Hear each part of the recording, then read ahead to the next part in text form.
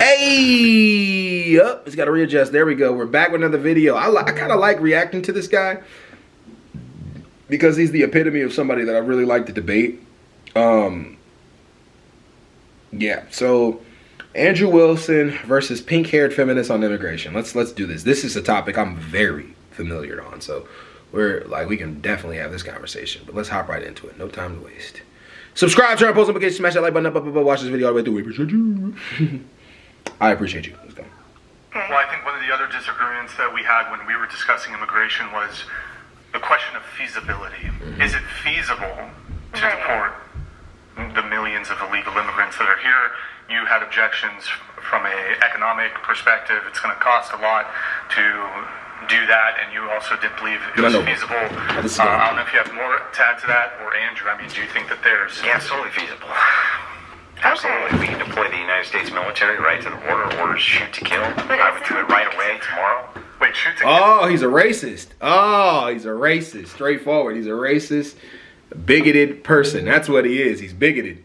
Very, very bigoted. Shoot to kill. Just remember throughout the entire thing that he said that. Shoot to kill. I'm going to write that down. The man said, shoot to kill. Andrew Wilson. I want everybody to remember that. I hope they hold this clip for whenever he tries to run for an office, hold a podcast, or try to have like conversations with the black community or immigrants or anybody who comes over. He said, shoot to kill immigrants that come across the border. Might go out and be a racist, but let's see. I like that he said that. Because now he has no room to stand on in his argument. He literally doesn't. You'll see why. I'll go as we go along. I'm gonna show you why. Oh yeah, the illegal immigrants. Yeah, it's our. No, if on the border, if they're trying to cross. Yeah. I thought the ones who are currently. No. Isn't it wrong to kill though, based in It's wrong to murder. religion? It's wrong to murder. Is that not murder? No. Killing someone is not murder? No, murder definitionally is the unjustified killing of someone. Okay, so if you can justify it, it's fine. If you have good justification for it. Is that subjective? Can I kill anyone and justify it to myself? Well, I would consider justification. Now keep in mind that most of the people who are crossing the border are not men. That's the catch, right? Most of the people who are crossing the border are women and children. So remember, he said shoot to kill. Like, you can look up the statistics if you want to while we're having this conversation. He said shoot to kill. Most of the people who are crossing the border are women and children. Keep that in mind. I would have held him there the entire conversation. Like, I want you to stay right here. Most of the people who are fleeing persecution, who are trying to cross the border, who are scared, women and children. Now, we have to have a nation of laws. But just send them back to their country. Block the border so you can send them off to their country. You don't have to shoot to kill. You don't have to do that. It's crazy. Well, I would start with the idea of what justification is. Okay. And then with the idea of, is it an objective or subjective justification? But either way, I would be justified. So if you say, well, there is no objective morality, it's only subjective, right? And it's relative between people, then you really can't give me any reason why I shouldn't do that. So, just example, somebody breaks in your house, you shoot them. Am I allowed to say that? Yeah. Yes. Okay. That's justified. But you're walking down the street, you see a family of illegal immigrants, you don't like it, you shoot them. That's not what he was saying. No. Okay. He was saying That would be unjustified, yeah. if they're trying to cross illegally. Okay. So that Keep in mind, he's keeping the argument of objective morality to say that because there's no objective morality, subjective morality stays to the point of the understanding. But I want you guys to understand something that Sam Harris made a good point about, is that if the collective agrees that something is wrong, then subjective morality can be effective in society. It can still be subjective, but as a collective we agree it, so it makes it objective. Point making here, that if the collective agrees that murder is wrong, then it becomes subjective. That is exactly how human beings can understand subjective and objective morality. He's going off objective morality on, I think, the premise of a God. It has to be. Because that's the only way you could go off of objective morality, the premise of a God. I think I had that wrong in the last video. You can only go off objective morality off the premise of a God. There's something outside of us that controls how our reality is bent, and all of us fall in accordance with this objective morality. Like, for example, gravity is an objective morality, even though the term gravity itself, we don't know what to call it, but when things go up, they come down. That's gravity. That's an objective morality. I hate these type of conversations because when they flip it back on people who have subjective morality, they make it seem like nothing can exist because of subjective morality, that since we all have a different opinion on how the universe goes, then that's just how it goes. But all of us having a different opinion, there are some things that all of us as a collective, that majority of us as a collective agree on, and that majority should be the thing that should become objective. So if we all believe that murder is wrong under the context of a child being murdered by somebody, then that should be or a kid being murdered by somebody, and that should be subjective morality. I wanted to have that could be objective morality. I wanted to have that conversation because if you don't understand what I'm saying, we could debate it on Saturday when I go live. But he's using that bullshit in every conversation to deflect from the point of the conversation, that this is wrong. Just to let you know. They're trying to break in, just like they're trying to break into your house. I would view it the same way. Breaking into the country. Mm-hmm. Okay. Well, I don't have an argument against that. I wouldn't do that. Yeah. So. I understand. You're in favor of it? I'm not in favor of Okay. it. I just personally wouldn't. Well, do you think that illegal crossings would significantly go down if the United States military was on the border and said if you try to cross the border illegally, we open fire? They are on the border, first things first. Second thing, no, it wouldn't. People would still try, just like people try to escape Korea for that same reason. No, people would still try to come in, people would still try to go away. Fire.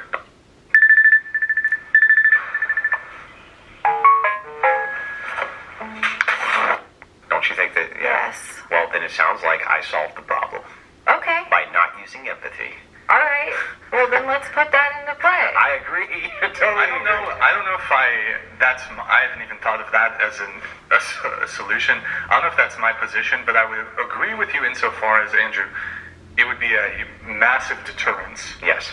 It would be a massive deterrence. Okay. Just if I like cross nuclear the border- bombs. Right. Why do you have nukes? It's not to use them, right? Deterrence. It's to stop people from using them. So the idea isn't actually to send them down there with orders to shoot to kill. The idea is that because they have orders to shoot to kill, they'll never have to. Okay. That's the idea. I mean, if nobody has to die. Well, we hope. Probably some will. Okay. Yeah. Probably some. Well, I don't think that there is a flat, simple way to fix the immigration problem. Pretty sure that would fix it. That's a way, sure. I think that would be really hard to pass. Yeah, that's true. Legally. I think you're correct So- that it would be difficult to pass through Congress, an act of Congress which mobilized. But, well, the president's the commander-in-chief, though. I'm not sure that would be war authorization, so I think he could actually unilaterally just order the military and order the border states to mobilize their National Guard with orders to shoot to kill. I think he actually could do that. Didn't he try to get the military over there, though? The military's there now. They just don't have orders to shoot to kill, Right. unfortunately. Okay. Yeah. Well, He says unfortunately. What do you think? Well, Is that unfortunate? Do you I- think it's unfortunate? that they can't kill them, I don't think that that's unfortunate. I'm not advocating for the killing of anybody. Well, it's not an advocation of. It's an advocation to make sure there is no killing. I believe in force doctrines. The idea of 5'1" men attacking 7-foot tall, 300-pound men doesn't seem that likely to me. It seems like they generally won't do that, right? Right. So it seems like if you're a 7-foot, 300-pound, buff, yoked-out dude, you're probably not going to get attacked. And the whole idea behind that is because the person is worried that if they do attack you, what happens? They get messed up real bad, right? Right. So if this is something that Trump could do, why do you think he hasn't done it? I just don't think that he would be able to justify it politically. Okay, why though? Because I think that there would be an outcry, a general outcry against it, and it could stress his powers. I think it could be argued that this, I'm not sure on this, right, but it could possibly be argued as you would need congressional authorization for this because of some reason, possibly they could defund it, or there's any number of different reasons, or there could be some type of humanitarian crisis that it could be presented as that would cause a bunch of problems for him. So there might be a bunch of practical reasons, but I don't think that there's anything morally wrong with taking your army, putting it on your border, and telling people who try to cross that border that there's going to be dire consequences if they do. Okay. And I think that's totally reasonable. It's within the confines of reason. It's logical. It seems within force doctrine it would actually prevent more crossings and it would prevent more deaths ultimately. Yeah. But again, the problem with immigration isn't necessarily the crossings. That's actually really not the biggest problem. The biggest problem with immigration is, one, people that are already here, how to deal with that. And two, the biggest problem with immigration is people crossing over with visas and overstaying their welcome. Like people who come to schools, work visas, things like that. That's where the biggest problem with immigration is coming in. And keep in mind, immigrants pay $22 billion a year in taxes, and people don't even know they pay taxes, but they pay $22 billion a year in taxes. We couldn't do a massive deportation for that reason. Now, to shoot to kill, that might. I'm thinking about it. He's probably right. Like, you know, if you had that, it would deter more people from coming to the country. But the moral asset of it, like, I wish he would have gone deeper on why, because the president has to answer for why some people were gunned down at the border, and there could be accidents that could happen where our people are gunned down at the border for mistaken identity. So it's definitely a complexity of conversations. But yeah, he's right though. I mean, maybe it might deter. Well, I don't know if he's right. Yeah, I don't know. I don't have a solution, my own solution when it comes to immigration. I think that topic is far too complicated for me, and I don't know enough about how things work or politics to really... Okay. I'll tell you a solution. Grant everybody amnesty in the United States now, then close off the border. Grant everybody amnesty that's in the United States right now. Give people the ability to pay taxes, even more taxes than they already pay now. But grant them the ability to pay more taxes. Grant everybody amnesty, then start from scratch. Now we go from here. Now people come into the country on this merit, this merit, this merit, this merit, this merit. You grant everybody amnesty. You prevent you get done with all the people that are here. You just get that out the way. Then we start from scratch. We go from there. Period. Like, the more you deport people, the more you create a fucking problem. That's the only thing I don't understand about the right. The right doesn't understand. The more we deport, the more problem we create. So that's really, truly a better solution than just randomly gunning down people at the border. Once we have that under control, we can close off the border, because now we can deter who's who and who's coming in and who's not coming in. With the solution, but... I think the only other disagreement we had pertaining to that was that there were flights. They were flying the immigrants in. You thought that this was dubious, that there was no evidence of it. You didn't think this was actually a thing. I don't know if you still think that's the case, but I still think there were in fact flights flying in, thousands illegal, and I don't know the precise number, but there were flights. Have you ever heard of the migrant caravans? The what now? Migrant caravans? Oh my heard of those. Yeah. Okay. Yeah, so that's tens of thousands of people whose entire objective was to go through South America and Mexico, collecting as many people as possible in order to break into the country at a single point, make a political statement. The Democrats assured them that they would have hotel rooms, that they would be taken care of. They actually had Democrat liaisons who went to South America and would coach these migrant caravan leaders. It was a big clusterfuck, but yeah. What we were talking about... That never happened. First things first, to let y'all know. That was all bullshit. You can go look it up and research it as much as you want. It was all propaganda that never actually happened. What happened was Biden was giving people a pardon. He was allowing people to come into the country. I think it was 530,000 people, whether they were the Haitians, Cubans, all kind of things like that. He was allowing people to come into the country, but on a pardon to get them into citizenship a lot quicker. The Haitians, because of what's going on in their country. Cubans, because of what's going on in their country. And like Venezuela, I think Venezuelans was the other one too. And he was trying to make the process a little more easier for them. But the caravan part, I'm not certain about, to be 1,000% honest, if it was through caravans or through flights. Which one is it? You know, which one was it? Caravans or flights? But they either came in through flights, I think they came in through flights. Caravans would have been more noticeable, but I think they came in through flights. But I know that he was giving them, so they weren't here illegally. They were here legally. Trump is now closing the door on that. Now, Trump is now trying to push that back down to the border. It's another thing. A lot of people just have spookism about immigration. They don't really know everything that happens with immigrants. And they come up with these type of shit where they lie, like literally. Well, maybe he doesn't know. So maybe like if he's reinformed, like that isn't 1,000% true. That's not what the Democrats did. Stop. I think it was hundreds of thousands of immigrants being flown over into New York. That did happen. So was the flights. Why would they do that? Because it switches voting demographics. They did that to help with immigration. It had nothing to do with voting Democrats, because when immigrants come in, they can't vote. Immigrants can't vote. If you're a green card holder, you can't vote. Like, how could that have affected anything in the election if they can't vote? They have to become a citizen before they can vote. Oh my God, man. People don't know this shit, man. But they can't vote. Well, that's funny that you should mention that, but I'm not going to get into that on YouTube because of the terms of service. But the thing is they can't work either, but they work, right? Right. But voting is a No, don't let him slide with that. They get workers' permits. You can get a workers' permit as an immigrant. You just can't vote. That's why he didn't want to go into it, because he knows he's full of shit. They cannot vote. So a bunch of immigrants coming into the country is not going to affect an election at all.